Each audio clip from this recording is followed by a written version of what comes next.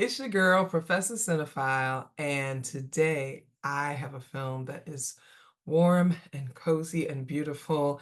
And before I even get to the end, I'm gonna say you have to go see it. So I'm gonna issue a spoiler alert now, just to get it out the way, because we will be talking about this film. Really want you to go see it. It's called The Supremes at Earl's All You Can Eat, and it is just a wonderfully beautiful Black film. And I feel like it's kind of what we need right now because tensions are really high in the world. And sometimes you just need a good comfort film to just make you feel good about life again. This film is definitely it. So, first, I want to talk about the casting. Stellar cast. One thing I love about Black filmmakers is that they can put together a cast, right? Without having to do, when you think of something like a Ocean's 11 or, some films like that where it's just like, oh my gosh, there's all these heavy hitters. I feel like Black filmmakers kind of do that inherently, right? When we get these wonderfully like crafted films, they bring it together the best people. So you've got Aunjanue Ellis-Taylor, you've got Sanaa Lathan, you've got Uzo Aduba, you've got Tati Gabrielle. I loved her from Sabrina the Teenage Witch, the new one. You've got Von Curtis Hall. Come on, classic Black man, okay?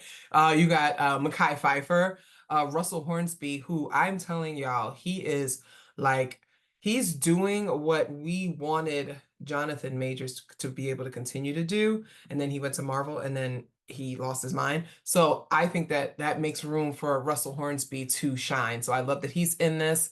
I mean, we've got just so many talented actors and we've got some newcomers or some folks that maybe others are not as familiar with. And that's another thing that I love about Black filmmakers is that we are going to give people, and I say we because I feel like I'm a part of this group, but they're going to give people opportunities to shine and people who are maybe not catching everybody else's attention, they're here. So this film is chock full of up and coming Black actors and actresses. I love it. Um, Directed by Tina Mabry. Tina Mabry is one of my faves. She is a queer director. And I say queer directors, not like that just defines who she is, but to be a Black woman and be queer and be out and, she's married and all these things like that, and to be able to be a filmmaker and get the accolades that she does, it's one for the team, for our rainbow family, it's important. So she is queer, she is awesome.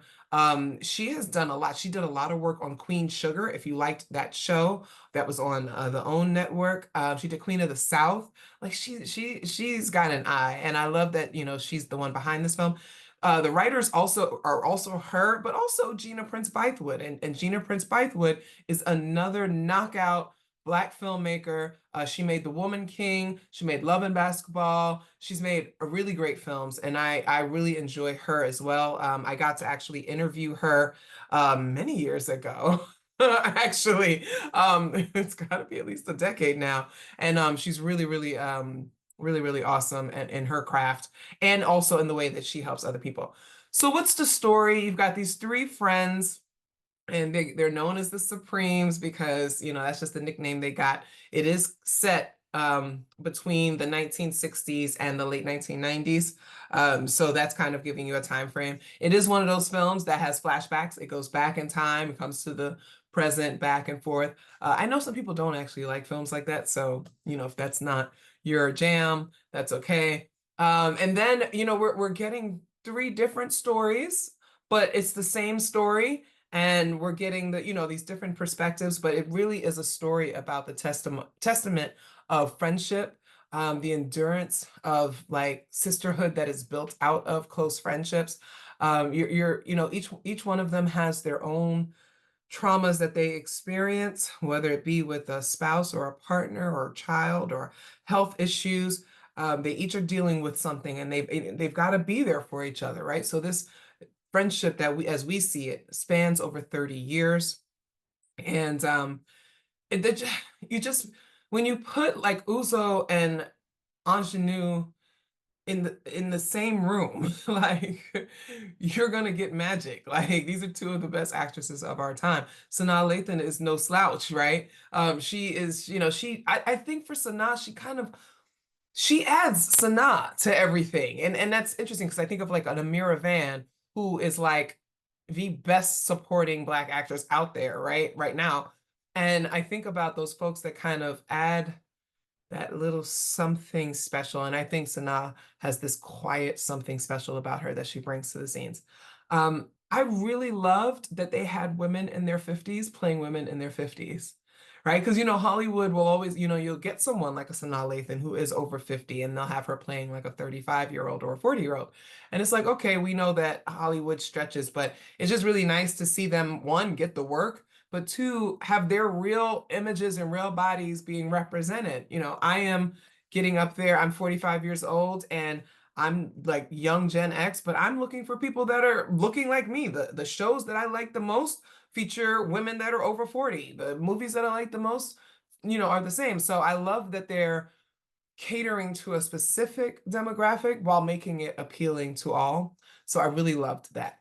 These three women together were great. It reminded me of how I felt watching Aunjanue in Origin, and when she and Audra McDonald were on in the screen together. I was just like, feed this to me in my veins, right? So we've got great chemistry between the women. You've got this really wonderful African American story, right? Being told, and it's funny because the actors and actresses, they're like British, they're Nigerian, they're like different actors who did not come up in this African American lifestyle around the civil rights movement and Black Power and all those things. They didn't come up in that, but they're coming and they're able to portray what is a universally, experienced thing that we have, and that's racism. And these are all women and they're dealing with sexism. So they're able to like kind of pull into that. And I really liked that, kind of the cultural experiences, the socio-political experiences that African Americans have been through. They're touched on and definitely a part of this story. And you learn a lot about how these women learn to deal with their trauma, manage, cope, run away from. There's a whole lot going on there, and the complications of loving people who harm themselves or who harm you. There's a lot of discussion about that.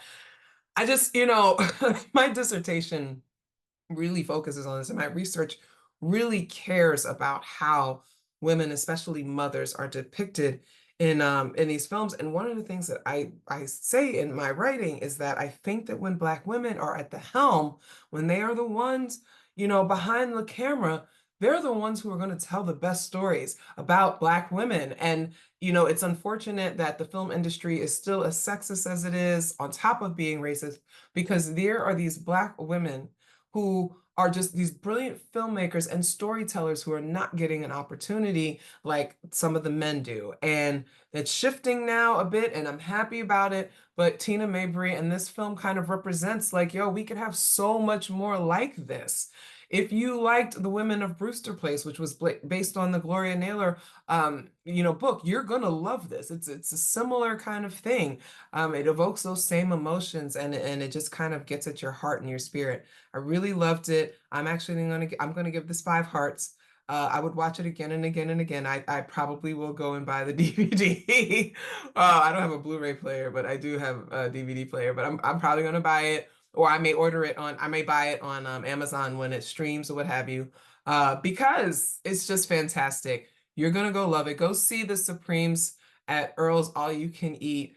The only thing I'll do is I'll let you know, I'll issue a trigger warning. There are some scenes in there that depict violence against women and racialized violence that could be triggering. So just, mind your heart a little bit and just go with that.